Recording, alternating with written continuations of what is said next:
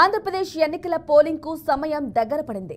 ప్రచారానికి 6 రోజుల సమయం మాత్రమే ఉంది. ప్రధాన పార్టీల నేతలు, అభ్యర్థులు ప్రచారాన్ని ముమ్మరం చేశారు. ఇంటింటికి తిరుగుతూ ఓటర్లను ప్రసన్నం చేసుకునే పనిలో ఉన్నారు. ప్రచారానికి తక్కువ సమయం మాత్రమే ఉండటంతో వీలైనన్ని ఎక్కువ సభల్లో పాల్గొనేలా ప్లాన్ చేసుకుంటున్నారు.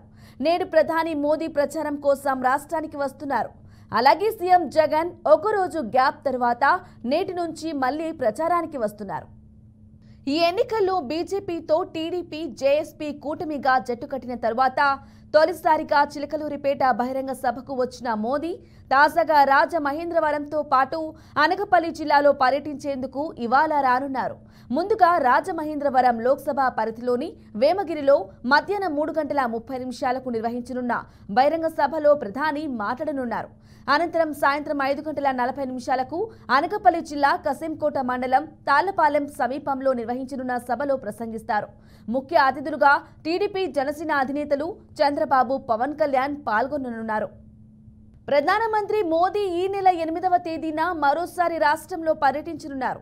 మధ్యాహ్నం 3 గంటలకు తిరుపతి విమానాశ్రయానికి చేరుకునే ప్రధాని రాజంపేట సమీపంలోని కలికిరి చేరుకుంటారు. మధ్యాహ్నం 3:45 నుంచి సాయంత్రం 4:35 వరకు అక్కడ బహిరంగ సభలో పాల్గొంటారు. అనంతరం 6:25 గన్నవరాన్ని విమానాశ్రయానికి చేరుకుంటారు. రాత్రి 7 గంటల నుంచి 8 గంటల వరకు విజయవాడలో రోడ్ షో నిర్వహిస్తారు. తరువాత గన్నవరం విమానాశ్రయానికి చేరుకుని ఢిల్లీ వెళ్తారు.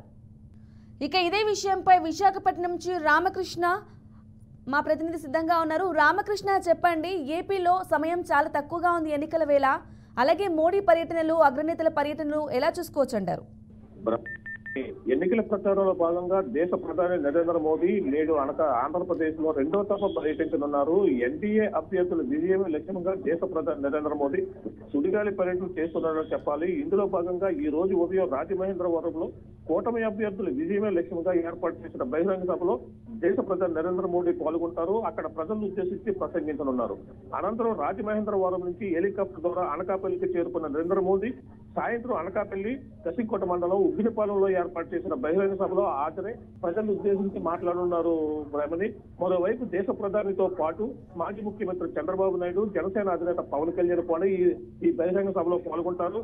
వీరి ముగ్గురు రాక సందర్భంగా టీడీపీ, జనసేన, బీజేపీ కూటమి నాయకులు భారీ ఏర్పాట్లు చేశారని చెప్పాలి. అధిక సంఖ్యలో జన సమీకరణ చేసేందుకు కూటమి అభ్యర్థులు సన్నాహాలు చేస్తున్నారు. మరోవైపు వచ్చిన కార్యకర్తలకు, ప్రజలకు ఎటువంటి అసౌకర్యం కలగకుండా కూటమి అభ్యర్థులు అన్ని ఏర్పాట్లు చేశారని తెలుస్తుంది. ప్రధాని రాక సందర్భంగా ట్రాఫిక్ కు, అదేవిధంగా ఎటువంటి అవాంఛనీయ సంఘటనలు జరగకుండా అధికారులు గట్టి బందోబస్తు అయితే ఏర్పాటు చేశారు బ్రహ్మణి. రామకృష్ణ, అలాగే చెప్పండి, మోడీ రాకతో కూటమికి బలం చేకూరే అవకాశం ఉందంటారా? డెఫినెట్ గా బ్రహ్మణి, కూటమి దేశ ప్రధాని రాక సందర్భంగా ఎన్డీఏ అభ్యర్థుల విజయ లక్ష్యంగా దేశ ప్రధాని ఈ పర్యటన చేయనున్నారు. ఇప్పటికే 2వ దఫా ఆంధ్రప్రదేశ్ లో పర్యటించనున్నారు. మిగిలిన రాష్ట్రాల్లో చూసుకుంటే ఒక్కొక్కసారి పర్యటించిన దేశ ప్రధాని మరీ ముఖ్యంగా ఆంధ్రప్రదేశ్ లోనే 2వ దఫా పర్యటించనున్నారు. దీని కారణంగా ఆ కూటమి అభ్యర్థులకు మంచి జోష్ వచ్చే అవకాశం ఉంది Brahmani. Okay, thank you Ramakrishna.